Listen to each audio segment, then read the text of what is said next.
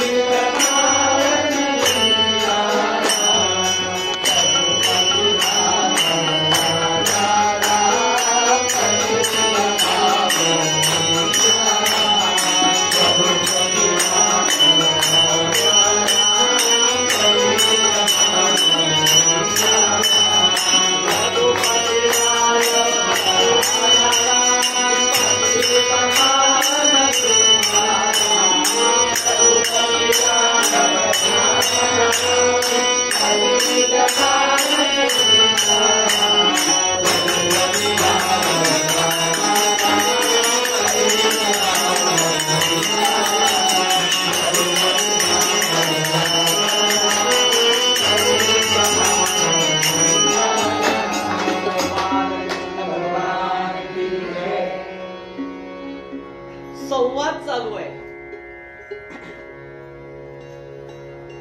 पती पत्नी बोलतायत.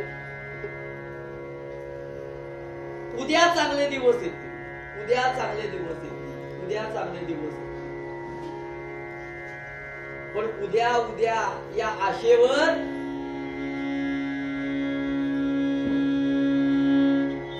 आता उतरता काळ लागला. अजून चांगले दिवस येईना. अच्छे दिन. उद्या चांगले दिवस येतील या आशेवर मनुष्य जगत असतो. आणि खरं आहे, मराठी सिनेमातलं गाणं आहे ना,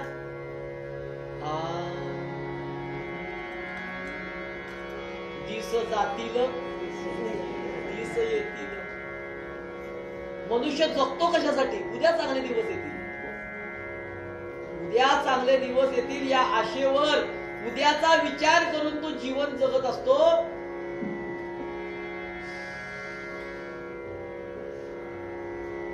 उद्या चांगले दिवस येतील.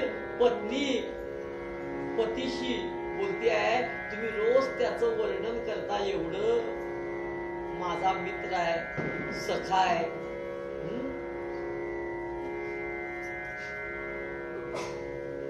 माझा सखाय म्हणता, प्रिय सखाय म्हणता. तोही कधी आला नाही इकडं, तुम्ही गेला नाही. एकदा जा की, त्याला तुमचं दुःख सांगा, दारिद्र्य सांगा. श्री हरीचा प्रिय सखा, श्री हरीचा प्रिय सखा.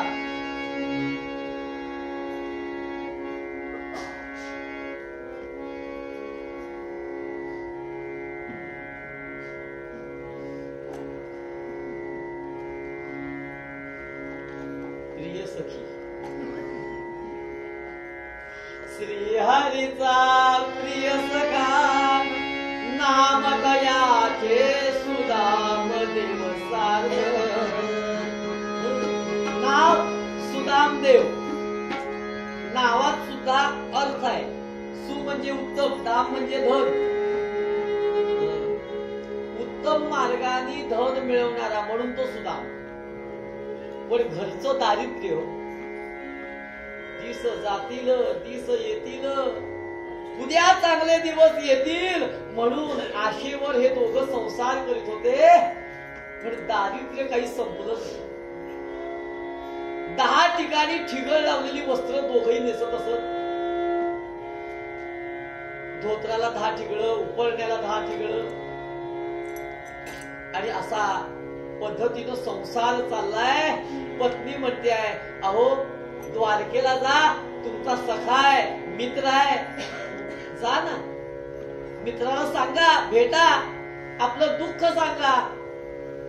सुदामा म्हणाला कसं सांगू, कसा जाऊ द्वारकेला. द्वारकेला मी कसा जाऊ म्हटलं. कसं म्हणजे पायी. म्हटलं पायी जाईन पण जाऊ कसा. मी द्वारकेसी जरी जावे, मी द्वारकेसी जरी जावे. द्वारकेत जाईन पण जायला बरोबर काहीतरी पाहिजे की नाही. मी द्वारकेसी जरी जावे,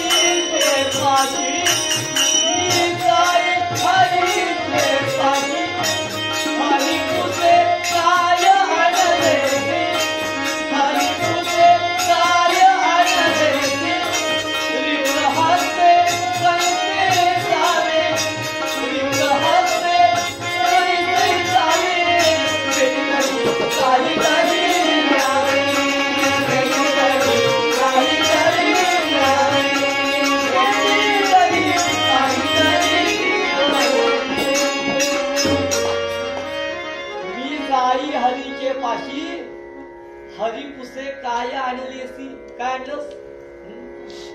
रिक्त हस्ते कैसे जावे. देवाकडे जायला, गुरूंच्या जवळ जायचं असेल, देवाकडे जायचं असेल, कुठल्या महात्म्याकडे जायचं असेल, सत्पुरुषाकडे जायचं असेल, राजाकडे जायचं असेल, देवाकडे जायचं तर रिक्त हस्ते जाऊ नये. काहीतरी घेऊन जावं. भेटी तरी काहीतरी न्यावे. काहीतरी म्हणजे काहीतरी घेऊन जाऊ नये, काहीतरीच नेऊ नये. काहीतरी म्हणजे योग्य. काय नेऊ. रिक्त हस्ते कैसे जावे. भेटी तरी काहीतरी न्यावे. म्हणजे काहीतरी चालेल. हा काहीतरी चालेल. ठीक आहे थांबा. या सुदाम्याची पत्नी बाहेर गेली, 4 घरात गेली. एक कुरचुंडी बांधून सुदाम देवाकडे दिली. सुदाम देवाने कुरचुंडी उघडून बघितली. पाहिलं पोहे होते. पोहे. पोहे पोहे कसले. पोहा होता. पोहा. पोहे आणि पोहा फरक सांगू.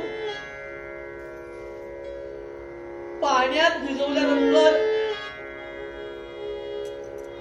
जे खाली राहतात ते पोहे आणि वरती तरंगतात तो पोहा. आणि तो पोहतो ना वर. त्या पोह्यातला जो चुरा होता, गाळ होता, 3 मुठी गाळ, तुकडे. कुरचुंडी वाढली. सुदामदेवाने बघितलं. ठीक आहे काहीतरी आहे. आपल्या कनवटीला लावली कुरचुंडी. विचारलं पत्नी काय करणार या पोह्याचं. द्वारकेला जाणार आहे, मध्ये समुद्र आहे, बेट आहे द्वारका, कसे जाल.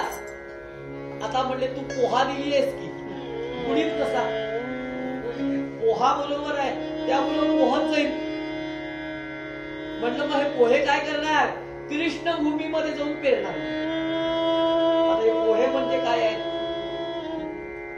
हे पोहे 3 मुठी कमी झाले. झाले नाही एवढ्या सगळ्यांना वाटून? का कमी झालं नाही?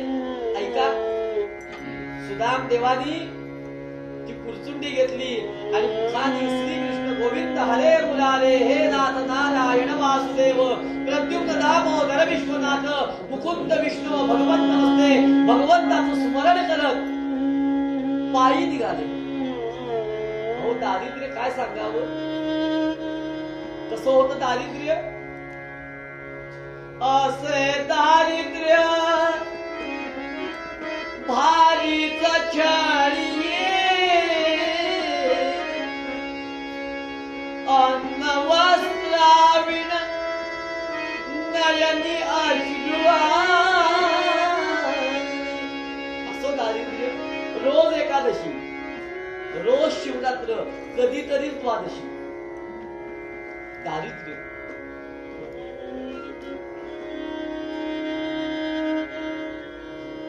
या दारिद्र्याचं वर्णन काय करावं? सुदामदेव भगवंताचं स्मरण करत करत निघाले. अन्न मिळालं तर मिळालं, देह क्षीण झालाय. मी तेल कमी झालेलं. पायात काटा घुसला, पायी जात होते अनवाणी. पायात काटा घुसला, आपण ठेच लागली, काटा घुसला, काय म्हणतो? ऐक. रस्त्याने जाताना वळणावर एकदम मोठा ट्रक आला समोरनं, काय म्हणतो? बापरे. म्हणजे लहान संकटात आई चालते, मोठ्या संकटात बापच लागतो. छोट्या छोट्या संकटात आई म्हणून आई ग, आई ग. पण एकदम काही मोठं झालं, बाप रे. पण सुदामदेवाने आई ग म्हटलं नाही, बाप रे म्हटलं नाही. पायात काटा घुसला, कृष्णा म्हणून हात मारली. आज हाक मारली आणि कृष्णा म्हणून हाक मारली आणि सुदामदेव मूर्छित पडले. मूर्छित पडले. आज ताक होती सुदाम्याची. भगवान गोपाल कृष्ण आले.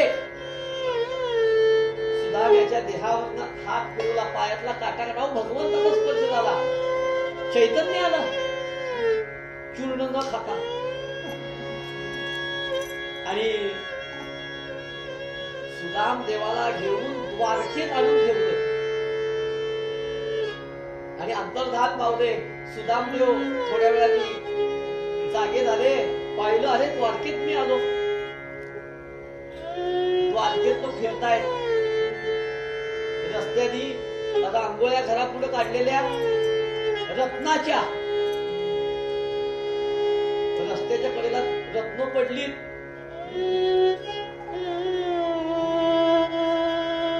आज आपल्याला रात्री भरपूर रत्न दिसतात पडलेली.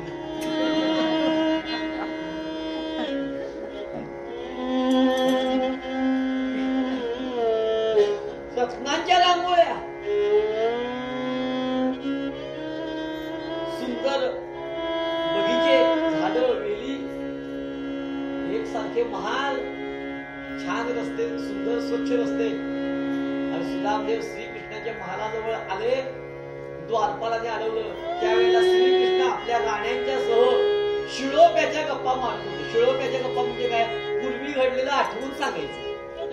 शिळी भाकरी असते की तशा शिळ्या गोष्टी, म्हणजे त्याचा काही संबंध नसतो आता, पण आठवून आनंद वाटतो.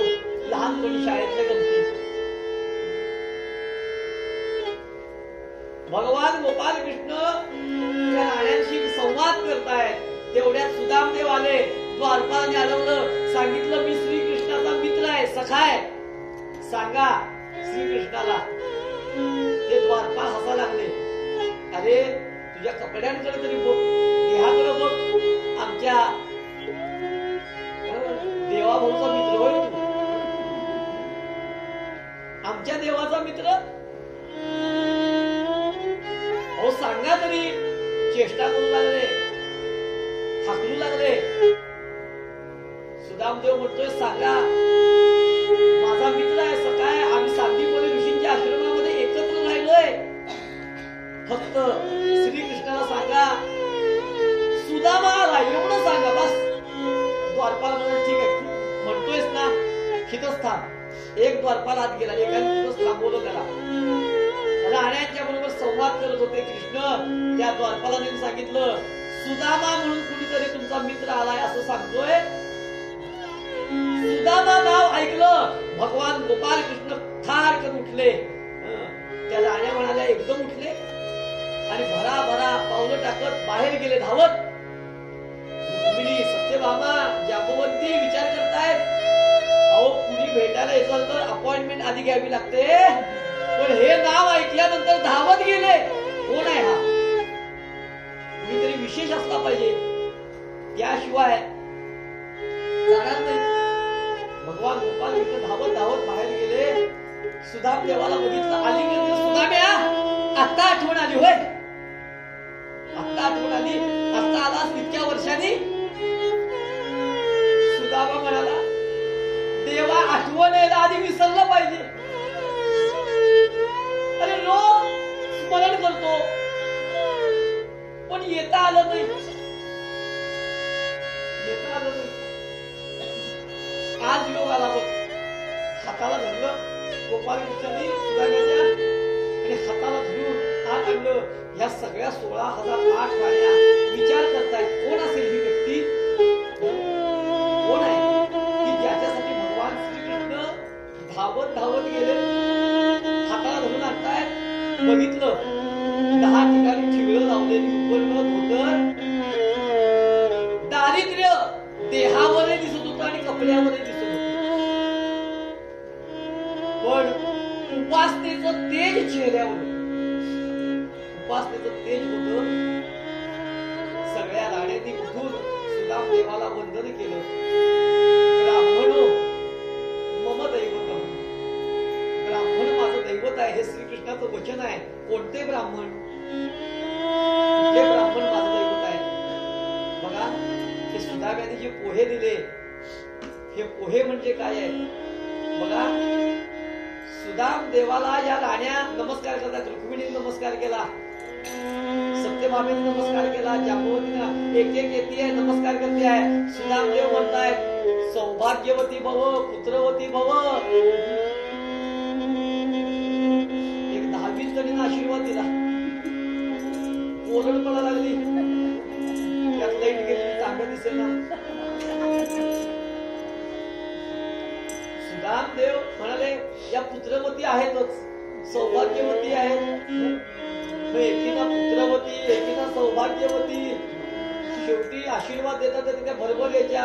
मग एकीला पुत्रवती. शेवटी भगवान कृष्ण म्हणाले, हे सुदाम देवाने युक्ती काढली, म्हणजे तुम्हाला काय पाहिजे ते मागा, इच्छित कामना भव भव भव. शेवटी सगळं भव. शेवटी कृष्ण म्हणाले, माझा मित्र दमून आलाय, 8 वाजेपर्यंत नगरी बांधायची आहे. सगळ्यांनी एकदम नमस्कार केला. सगळ्यांनी एकदम भगवान सुदाम देवाला नमस्कार केला आणि सुदाम देवाला बसवलं, आसन दिलं. आणि सुदाम देवाने सगळं ऐश्वर्य बघितलं श्रीकृष्णाचं आणि ती पुरचुंडी पत्नीने दिलेली ती झाकून ठेवली. आणखी कशी काढायची बाहेर, कशी दाखवायची? हे याचं ऐश्वर्य एवढं की पुरचुंडी पण ते पोहेही नीट नाही, तो पोहाय. तिनं दिलेले हे पोहे कसे दाखवायचे? सुदाम देवाने ती पुरचुंडी झाकली. श्रीकृष्णाने बघितलं, हा काहीतरी झाकतोय. सुदाम्या काय आहे, काय झाकतोयस? श्रीकृष्णाने हिसकावून घेतली ती पुरचुंडी. सुदाम देव म्हणतो, देवा आता याचं एवढं ऐश्वर्य, आता माझी लाज तूच राख. पण एवढ्या सगळ्यांनाही पुरणार नाही. एवढीशी पुरचुंडी ती मोठी. आणि भगवान गोपाल कृष्णाची पुरचुंडी सोडली. बघितलं पोहे, पोहे नाही पोहा आहे. एक मूठ घेतली आणि भगवंताने तोंडात टाकली. हक्का मारला, हक्का मारला. हरी मारिको भक्का, हरी हरी मारितो फक्का. पोह्याचा फक्का मारला.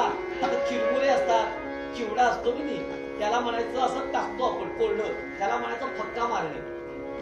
आणि जे घास घेतो म्हणजे अन्न आहे, भात आहे, पोळी आहे, त्याला म्हणायचं घास. आणि जे कोरडं असतं त्याचा म्हणायचं फक्का. फक्का मारला, एक मूठ असं तोंडात टाकलं, हा म्हणले मधुर आहे, मधुर आहे, मधुर आहे. रुक्मिणी माता म्हणाली आधीच कुरचुंडी छोटी, त्यात याने एक मूठ घेतली. रुक्मिणी मातेने ती कुरचुंडी हिसकावून घेतली, त्यातली एक मूठ घेतली. सत्यभामेनी ती कुरचुंडी हिसकावून घेतली, एक मूठ घेतली. जांबावतीने एक मूठ घेतली. आता 3च मुठी होत्या, पण प्रत्येक जण त्यातली एक एक मूठ घेतोय. 3 मुठी शिल्लक आहेत.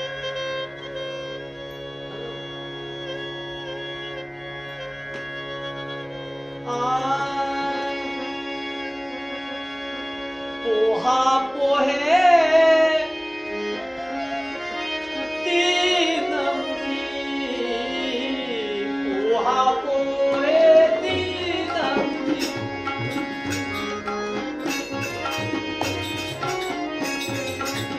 पोहा पोहे 3 मुठी, पोहा पोहे 3 मुठी.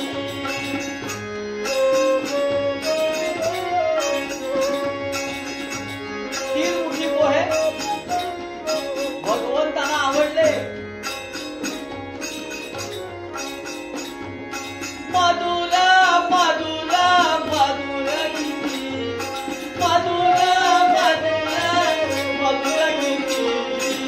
पोहा पोहे 3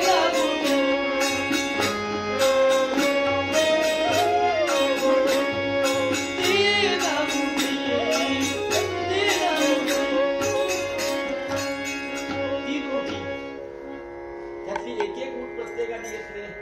द्वारकेतल्या सगळ्यांनी एक एक मूठ घेतली, तरी 3 मुठी शिल्लक राहिल्या. आता त्या 3 मुठी ज्या शिल्लक राहिल्या कथेच्या शेवटी त्याचं रूपक सांगेन. सुदाम देवानी बघितलं हे सगळ्यांना पोहे पुरले, तरी 3 मुठी शिल्लक आहे. आभार माझे भगवंता, लाज राखलीस, लाज राखलीस.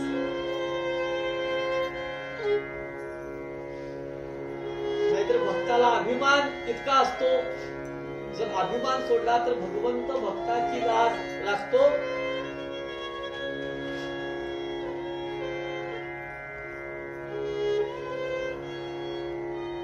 सुदाम देवानी भगवंताचे आभार मानले. भगवंत म्हणाले सुदाम्या दमून आलाय, स्नान कर. पहिल्यांदा भगवंताने स्वतः स्नान घातलं, पाटावर बसवलं, गरम पाणी, स्वतः स्नान घातलं. आणि ती ठिगळं लावलेली वस्त्र होती की नाही, एका सेवकाला दिली. हे बघ, ही तिजोरीत ठेव. बँकेत लॉकर्स आहेत ना म्हणले, लॉकर्स मध्ये. सुदामदेव म्हणाला रस्त्यावर रत्न पडलीत आणि ठिगळं लावलेलं होतं लॉकर्स मध्ये. म्हणजे देवाचा न्यायच वेगळा आहे. बर, देवाचं एक वचन आहे, न मागता मी देतो, न मागता मी देतो. उगीच कशाला मागता मोर्चे काढता. न मागता दिलंय, पण दिलेलं पण कळत नाही काय दिलंय. पुन्हा 8 दिवसांनी बघा. म्हणजे काय मागावं हेच कळत नाही. राजा प्रसन्न झाला, राजा प्रसन्न झाला, न मागता मिळतं ते असं. राजा प्रसन्न झाला, राजा म्हणाला काय पाहिजे माग. हा म्हणाला महाराज मी मागीन ते द्याल का.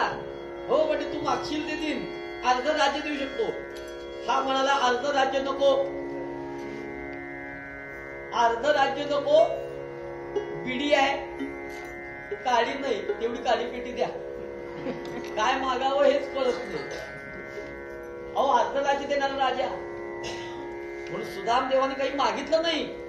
स्नान घातलं, ती वस्त्र तिजोरीत ठेवली आणि भगवंतानी भरजरी वस्त्र सुदाम्याला घालायला दिली, रेशमी वस्त्र घातली आणि आता बसायला पाठ दिला, टेकायला पाठ दिला, ताटाखाली पाठ ठेवला. भोजनाला बस म्हणजे तू दमलायस आणि भोजन कर, भूक लागली असेल ना. आज काय प्रश्न नाही, वेळेत काल गॅस संपला होता पण आज नाही म्हणले. बस आणि चांदीचं ताट, बसायला पाठ, ताटाखाली पाठ, टेकायला पाठ, डोक्यावर पाठ नव्हता आणि मांडून स्वस्तिक सुवर्ण पाठ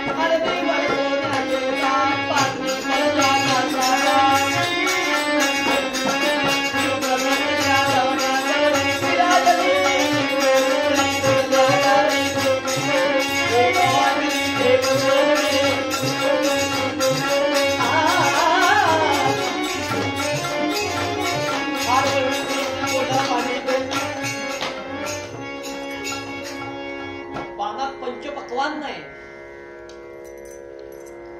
पण सुदाम देवाचं ते अन्न ग्रहण करण्याचं धारिष्ट होईना आता. हो कधी मिळालंच नाही. कधीतरी द्वादशी बघितलं, पानामध्ये एवढे पदार्थ आहेत. सुदाम देवाने नैवेद्य अर्पण केला, चित्रावती घातल्या, अंतःकरण जोड झाले. अरे माझ्या समोर पंचपक्वान्न आहेत, माझी लेकरं, मी आलोय, अजून उपाशी असतील, त्यांना काही मिळालं असेल का नाही. मी पंचपक्वान्न खातोय, माझी लेकरं उपाशी असतील. श्रीकृष्ण म्हणाले, सुदाम्या भोजन कर. जड अंतःकरणाने एक एक घास खातोय का? लेकरं, पत्नी, त्यांना अन्न मिळाले का नाही हेही माहित नाहीये. जड अंतःकरणाने भोजन झालं, छान असा महाल दिला सुदाम्याला राहायला, गेस्ट हाऊस, सगळी व्यवस्था. सुदाम्या काय पाहिजे ते माग, सगळी व्यवस्था. फिरून यायचा गाडी आहे, चहा पाहिजे चहा, कॉफी पाहिजे कॉफी, जे पाहिजे ते सगळी व्यवस्था. भगवंताकडे काय कमी आहे. सुदाम देव राहिले द्वारकेमध्ये आणि राहिलेले असताना रोज तिकडं जायचे, तिकडं जायचे. आपण गेलो की फिरतो, कधी वृंदावनला गेलो, फिरलो सगळीकडे, सगळी मंदिरं जवळपास. आता जगन्नाथपुरीला बघूया कुठे कुठे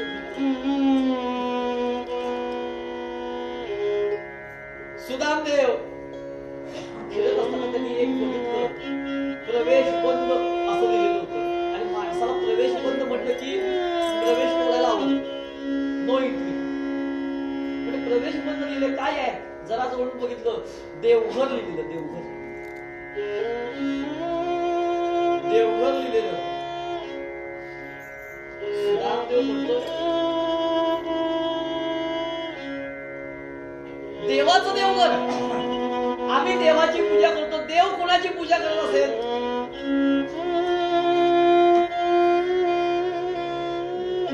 देव कोणाचं ध्यान करत असेल? आणि म्हणून बघूया देवघरात जाऊन. आणि म्हणून सुदामदेव देवघरात आले आणि देवघरात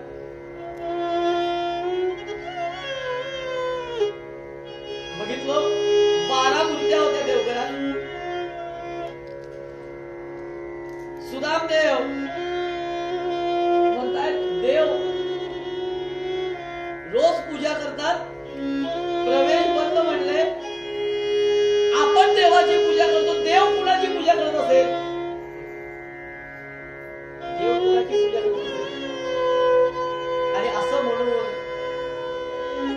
सुदामदेवाने त्या देवघराच्या समोर उभे राहिले चढत्या क्रमाने 2-2 मूर्ती 6 स्टेप मध्ये पुढे 2 मूर्ती होत्या, गरुड आणि हनुमंत आहे. त्याच्यावरती उद्धव, अर्जुन, प्रल्हाद, बली आणि असं वर बघता बघता बघता बघता वरच्या बाजूला 2 मूर्ती आहेत. त्या मूर्ती बघितल्या, दोन्ही शेंडीवाले. एक बाजू मूर्ती होती, हातात वीणा आहे नारदांची, आणि दुसरी मूर्ती पाहिली. आणि दुसरी मूर्ती पाहिल्यानंतर सुदाम देवांचे अष्टसात्विक भाव प्रगट झाले. अरे ही तर माझीच मूर्ती आहे, माझ्यासारखीच. निरखून अनेकदा बघितलं, हे खरंच माझीच मूर्ती आहे. कसं ध्यान करावं? आम्ही देवाचं ध्यान करतो, देव आमचं ध्यान करतो, देवाचाही देव करतो. आणि खरं आहे, भक्त विभक्त नाही आणि विभक्त भक्त नाही. देव आमची पूजा करतो, देव आमची पूजा करतो. आणि म्हणून आम्ही आता या देवाचं ध्यान तरी कसं करावं?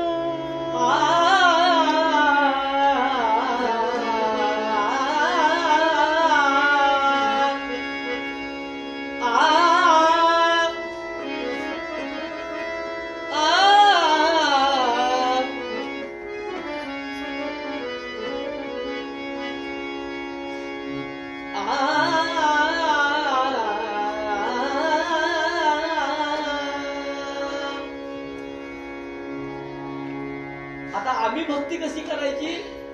स्वर्ग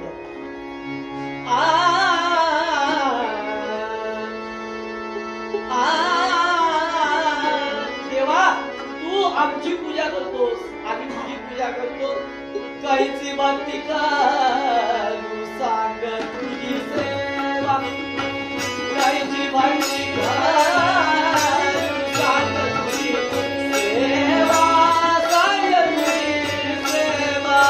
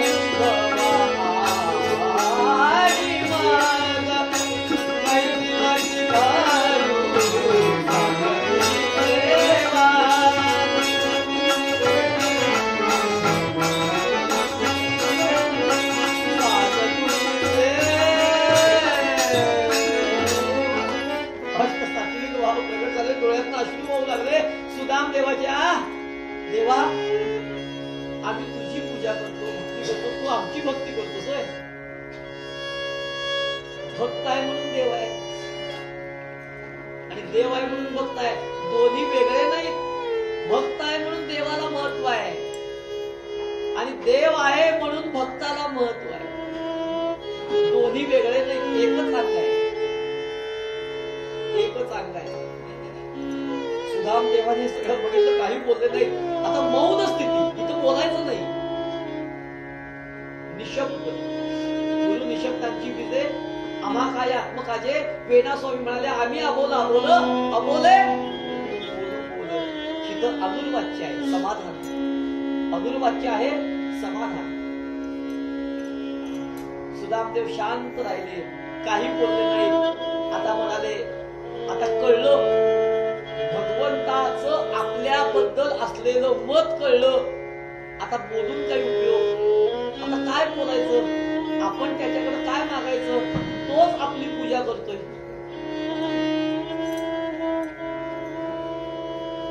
आणि सुदामदेवाने ठरवलं आता परत माघारी जायचं. जातो माघारी पंढरीनाथा, तुझे दर्शन झाले, आता दर्शन झालं का. सुदामदेव श्रीकृष्णांना म्हणतायत देवा आता खूप दिवस राहिलो, सगळी व्यवस्था केलीत आपण,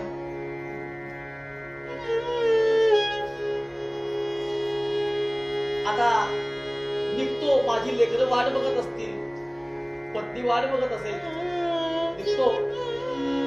भगवान म्हणाले सुदाम्या जातोस कुठं, आता तर आलेस, खूप वर्षांनी, थांब की. नाही रे, आता जायला पाहिजे. का जायला पाहिजे, आता कळलं भगवंत आपली पूजा करतोय. आणि शास्त्र असं सांगतं जिथं आपली पूजा होते म्हणजे मान मिळतो तिथं जास्त थांबू नये, निघून जावं, तिथं निघून जावं. आणि जिथं निंदा होते तिथं जास्त राहावं, म्हणजे अभिमान निर्माण होतो. म्हणून जिथं प्रतिष्ठा मिळते तिथं थांबू नये, निघून जावं. कारण साधनेमध्ये बाधा निर्माण होते. सुदामदेव म्हणाले आता हे श्रीकृष्णा निघतो. श्रीकृष्ण म्हणाले जातोच जा, ठीक आहे, पण आजचा दिवस राहा, उद्या कथा संपली, परवा दिवशी प्रसाद घेऊन जा.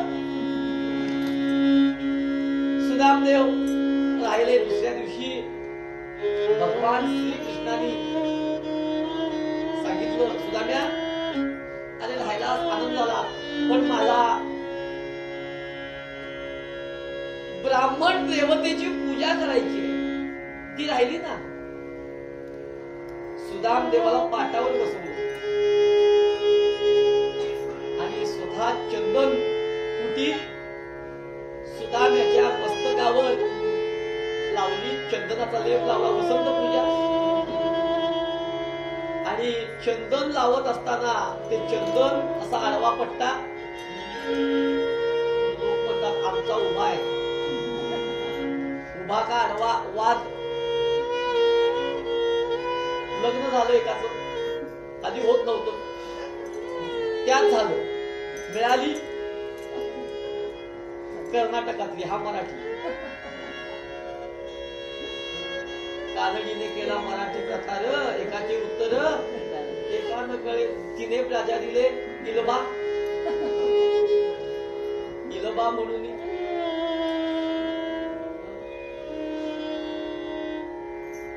आता ती होती सून,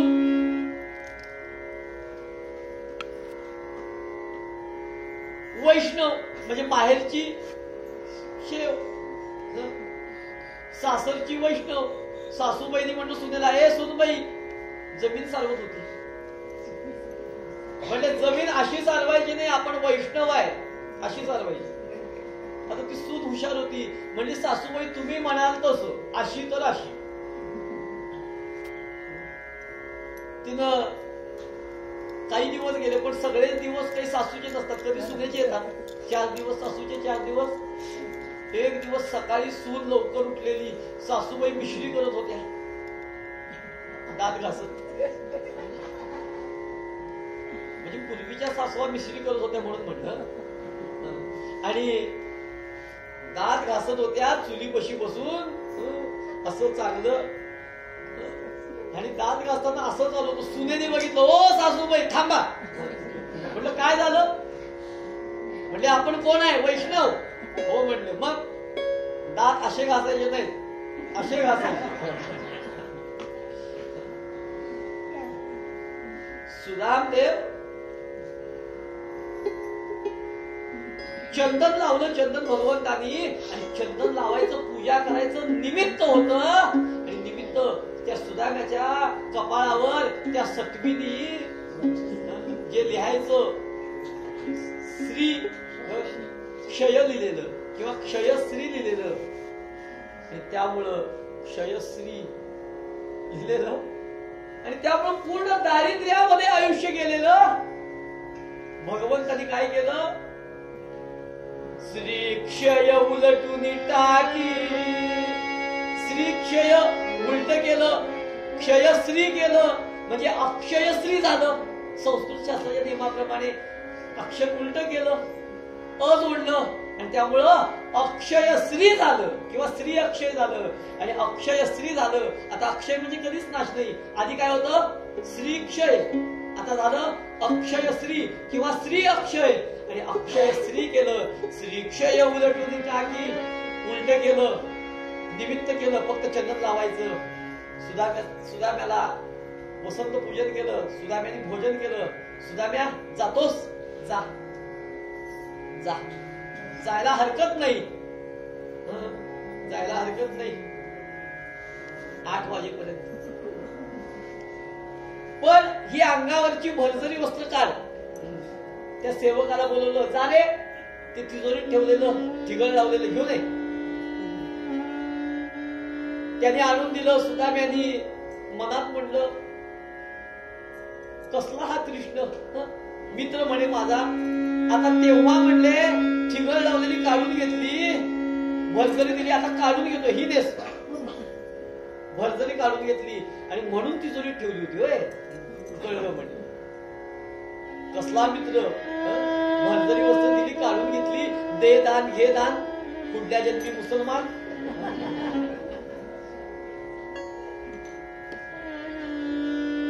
सुदामदेवाला बरोबर घेतलं, वेशीवर सोडलं. जा सुदाम्या. सुदामदेव भगवंताचं स्मरण करत आपल्याच प्रारब्धाला दोष देत आपल्या गावाकडं येऊ लागले. पोरबंदर हे सुदामदेवाचं गाव, आज ज्याला पोरबंदर म्हणतात. आणि सगळ्या गावांची नावं बदलली, पण या गावाचं नाव बदलले. देशाचे प्रधानमंत्री ज्या राज्यातले, धाराशिव झालं, अहिल्यानगर झालं, संभाजीनगर झालं, आता सुदामनगरी कधी होणार? पोरबंदर हे त्यांचं गाव. सुदामदेव निघाले आणि आपल्या गुरु आश्रमातलं आठवले. इकडे विश्वकर्म्याला बोलवलं. भगवान जा, सुदाम्याच्या गावात जा. सुदाम्याचं जे घर आहे तिथं द्वारकेमध्ये माझा जसा महाल आहे तसा महाल त्याला बांधून दे. विश्वकर्मा सुदाम्याच्या घरी आले, पत्नीच्या समोर आले. पत्नीला सांगितलं, जागा रिकामी करा, आम्हाला 2 दिवसात इथं महाल बांधून द्यायचा आहे. सुदाम्याची पत्नी म्हणाली, आमचाच महाल का बांधणार?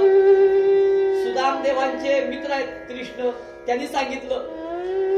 सुदाम्याची पत्नी म्हणते आहे, हे विश्वकर्म्या, हे देवा, आम्ही जिथं राहत आहोत आतापर्यंत आम्ही ज्यांच्या सानिध्यात राहिलो, ज्यांच्या सहकार्याने राहिलो, त्यांच्यापेक्षा जर आमचा महाल मोठा ऐश्वर्यदायक झाला तर त्यांना आमच्याकडे बघून खाली मान घालावी लागेल. आणि ज्यांच्या आश्रयाने आम्ही राहिलो त्यांना खाली मान घालायला लागणं म्हणजे हा आम्ही आमचा अपमान समजतो. त्यांची मान खाली जाऊ नये, त्यांच्यापेक्षा आमचं ऐश्वर्य जास्त आहे असं वाटू नये, आम्हालाही अभिमान होऊ नये. म्हणून द्यायचं असेल तर आमच्या गावातल्या सगळ्यांची एकसारखी घर द्या, माडा कॉलनी एकसारखी. नाही तर आम्हाला नको. विश्वकर्मा म्हणाला, आम्हाला फक्त तुमचंच घर बांधायला सांगितले, बाकीच्यांचं नाही. मग परत जा. परत आला विश्वकर्मा. सुदाम्याची पत्नी काय सांगते, भगवान श्रीकृष्ण म्हणाले, बघ विश्वकर्म्या, एवढं दारिद्र्य आहे, संकट आहे, तरी सुद्धा आपला स्वधर्म, सुदामदेव राहू द्या, त्याची पत्नी सुद्धा आपला धर्म सोडत नाही. स्वधर्मेची चाले सदा उत्तमाचा, जगी धन्य तो दास सर्वोत्तमाचा. संकटात सुद्धा जो आपला धर्म सोडत नाही, असा हा सुदामा. आणि हा सुदाम्याला हा धर्म का पाळता आला, याचं कारण त्याच्या पत्नीनं दिलेली साथ. म्हणून पत्नीचा अधिकारही श्रेष्ठ आहे.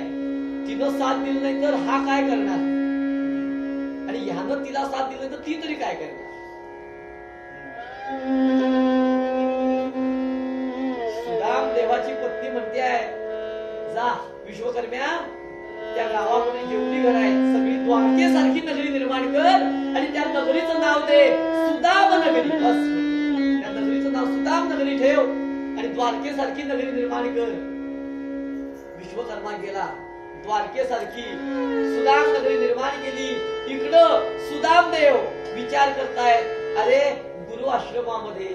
तेव्हा श्रीकृष्ण मला म्हणाला, दरिद्र्या, दारिद्र्या, ते दारिद्र्य मी आज बघतोय. गुरु मातेनी आम्हाला तिघांना वनात पाठवलेलं लाकडं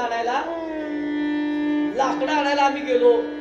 मी जंगलात गेलो नाही, मला भीती वाटते म्हणून. कृष्ण बलराम वनात गेले, मी बाहेर थांबलो. ते खूप वेळ झाला, आले नाही.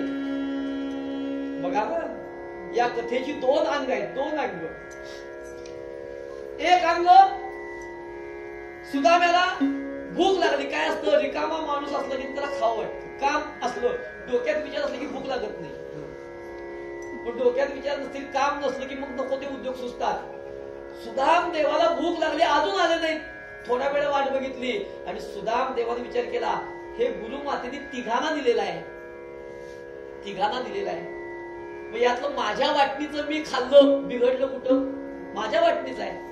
3 भाग केले, 1 भाग खाल्ला. थोडा वेळ गेला, भूक लागलेलीच होती, तोंड खवळलेलं. जे काही दिलेलं होतं पुरचुंडी, आणि थोड्या वेळाने कृष्ण बलराम आले तर मला सोडून खातील, देणारच की. म्हणजे पुन्हा 3 भाग केले, 1 भाग खाल्ला. पुन्हा थोड्या वेळाने त्याचे 3 भाग केले, पुन्हा 1 भाग खाल्ला. आपला भाग चक्रव्याड भाग, आणि शेवटी थोडं शिल्लक राहिलं. आणि मग म्हणतायत, आता एवढंच कृष्णाला आणि बलरामला देऊन काय उपयोग, त्यांचं पोट भरणार नाही, मीच खातो. तेही खाल्लं, आणि ते खाल्लं. कृष्ण बलराम आले, सुदाम्या भूक लागली, सुदाम्या भूक लागली. गुरु मातेने दिलेली पुरचुंडी दे, उघड. खाली मान घातली. सुदाम्या बोलत का नाहीस, कृष्णा सगळं खाल्लं, अरे आम्हाला ठेवलं नाही रे, भूक लागली, खाल्लं. अरे सुदाम्या, आमचा विचार केला नाहीस, दरिद्र्या, दरिद्री तो दरिद्र्या म्हणून हाक मारली कृष्णाने. तेव्हापासून मी दारिद्र्य भोगतोय, आजपर्यंत दारिद्र्य भोगतोय, आजपर्यंत दारिद्र्य भोगतोय. आणि असा विचार करत सुदामदेव आपल्या गावाकडे येत आहेत. दुसरं अंग, सुदामदेव बुद्धिमान होते. सुदामदेवाला भूत भविष्य वर्तमान कालाचं ज्ञान होतं. जन्मवेळ, जन्मगाव लागत नव्हतं, तत्काळ भूत भविष्य वर्तमान ज्ञान तत्काळ ज्ञानी होता. ती जी पुरचुंडी गुरु मातेने दिलेली होती, ती त्या आश्रमामध्ये कशी आली होती, तर एका दरिद्री म्हातारीच्या झोपडीतली कुणीतरी चोरून ती इथं आणून ठेवलेली होती. म्हणून बघा, कुठली वस्तू रस्त्यात पडली उचलू नये. कुणी दिली, कुणाचं घ्यावं. ती मातेची पुरचुंडी उचलली, यांना सांगितलं जा लाकडं आणायला, ही खावा, वाटेत भूक लागली तर. सुदाम देवाने ती पुरचुंडी बघितली, भूत भविष्य वर्तमान जाणणारा हा सुदामा. पुरचुंडी बघितली, अरे ही पुरचुंडीतली जर हे जर खाल्लं पुरचुंडीतलं, जो कोणी खाईल त्याला दारिद्र्य भोगावं लागेल. कारण दरिद्री असलेल्या त्या म्हातारीचं चोरून कुणीतरी नेलेलं आहे. आपल्याला दारिद्र्य हे श्रीकृष्णाला, माझ्या सख्याला, माझ्या मित्राला, माझ्या देवाला हे दारिद्र्य नको, भक्तांनी भोगलं तरी चालेल. आणि म्हणून सुदाम्यानी ती पुरचुंडी एकट्याने खाल्ली, एकट्याने खाल्ली. कारण माझ्या देवाला दारिद्र्य नको, माझ्या कृष्णाला, सख्याला दारिद्र्य नको. आणि त्या कृष्णाचे ते शब्द मला दरिद्री म्हणून भोगावे लागतायत असा विचार करत सुदामदेव येत आहेत. आणि येत असताना आपल्या गावात आले, घराजवळ आले, घर ओळखे ना, घर ओळखे ना. म्हणजे इथं सुदामदेव राहत होते, त्याची पत्नी मुलं कुठं आहेत, ती पत्नीच दारात औक्षेप करायला उभी होती. अहो म्हणले आपलंच घर आहे, या म्हणले आपलं. हो म्हणले तुमच्या मित्रांनी श्रीकृष्णांनी हे बांधून दिले, ही नगरी सगळी तुमच्या श्रीकृष्णांनी विश्वकर्म्याकडून बांधून घेतली आहे. सुदामदेव घरात आले, पत्नी मुलांना पाहिलं, ऐश्वर्य बघितलं आणि हात जोडले, श्रीकृष्ण हे परमात्म्या, मी येताना माझ्या मनात विकल्प आला की तू मित्र आहेस, सखायस म्हणतोस, मी मागितलं नाही, तुला द्यायला काय होतं, तू दिलं नाहीस, तुला दोष देत होतो, दोष देत होतो. पण सगळं तू जाणतोस देवा, देणाऱ्याचे हात हजारो, दुबळी माझी. हे भगवंता, माझ्या मनात विकल्प आला, मला क्षमा कर. तू दाता आहेस, फक्त योग्य वेळी देतोस. खरं आहे, भगवंत आम्हाला कधी देतो, जेव्हा योग्य वेळ येते तेव्हा ते सांभाळण्याची ताकद आमच्याकडे असेल तेवढंच आम्हाला देतो. जेव्हा ती योग्यता येईल तेव्हा भगवंत आपल्याला देतो, तो देत नाही. आणि देत नाही म्हणून सांभाळताच येत नाही, मग घेऊन काय करायचं. सुदामदेवाने भगवंताला वंदन केलं, हात जोडले, भगवंताचं स्मरण केलं आणि श्रीकृष्ण गोविंद हरे मुरारे, हे नाथ नारायण वासुदेव, प्रद्युम्न दामोदर विश्वनाथ, मुकुंद विष्णू भगवंत नमस्ते. सुदाम्याने दिलेले ते पोहे, 3 मुठी पोहे का संपले नाहीत, का संपले नाहीत सांगू. ते पोहे कुठले होते, तो पोहा म्हणजे काय, तो तुकडा, तो पोहा जो होता कुठला होता, तर तो सदा चरण रूपी पोहा होता. आणि तो सदा चरण रूपी असलेला एक एक पोह्याचा दाणा ते सगळे भगवंतांना दिले. आणि सदा चरण रूपी असलेले ते विचार रूपी पोहे त्यांनी कृष्ण भूमीमध्ये पेरले, भगवंताला अर्पण केले. ते सदाचरण रूपी पोहे सगळ्यांनी एक एक मूठ घेतले तरी संपले नाही, कारण ते सदाचरण रूपी होते. माझ्याकडे असलेला एक विचार, सद्विचार मी तुम्हाला दिला आणि तुमचा एक सद्विचार तुम्ही मला दिला. माझा कमी झाला नाही, तुमचा कमी झाला नाही, तुमचा एक मला मिळाला, माझा एक तुम्हाला मिळाला. किती झाले, 2. तुमचे 2 तुम्ही आणि कुणाला दिले, दुसऱ्याचे 2 घेतले, 4 झाले, 4चे 8 झाले, 8चे 16, 16चे 32. असे हे सदा चरण रूपी पोहे होते. म्हणून समर्थ म्हणाले, सदाचार हा थोर सांडून नाही. हा सदाचार रूपी हे पोहे होते, ते संपले नाही, कमी झाले नाही, उलट वाढत गेले, सगळ्यांना पुरले. आणि सुदाम्याचं हे धन आचरण तुकाराम महाराजांनी म्हटल्याप्रमाणे, जोडून या धन उत्तम व्यवहारे, उदास विचारे, वेच करी, या न्यायाने जीवन होतं. आणि त्यामुळं जरी दारिद्र्य असलं तरी तपश्चर्येची श्रीमंती होती, साधनेची, आचरणाची श्रीमंती होती. आणि असं हे सुदाम्याचं चरित्र जो कोणी श्रद्धेनं ऐकतो, गातो, तो अनासक्त वृत्तीनं श्रेष्ठ पदाला जातो. भगवान गोपाल कृष्ण विश्वकर्म्याला म्हणाले, बघ एवढं संकट असताना सुद्धा आपला सदाचार ज्या सुदाम्यानी आणि त्याच्या पत्नीने सोडला नाही असे हे ब्राह्मण मला प्रिय आहेत. म्हणून ब्राह्मण मम दैवत, असे ब्राह्मण मला प्रिय आहेत. अशा ब्राह्मणांचं मी पूजन करतो. म्हणून नारदांचं आणि सुदाम्याच्या पूजन देवघरामध्ये श्रीकृष्णाच्या होते. संध्याकाळी सरकारमान्य अशांचं पूजन भगवान करत नाही. अर्थात शास्त्र सांगतं की एकदा जरी पिला तरी तो ब्राह्मण राहत नाही, त्याला शूद्र म्हणलेलं आहे. आणि त्यामुळे त्यांनी स्वतःला ब्राह्मणही म्हणू नये.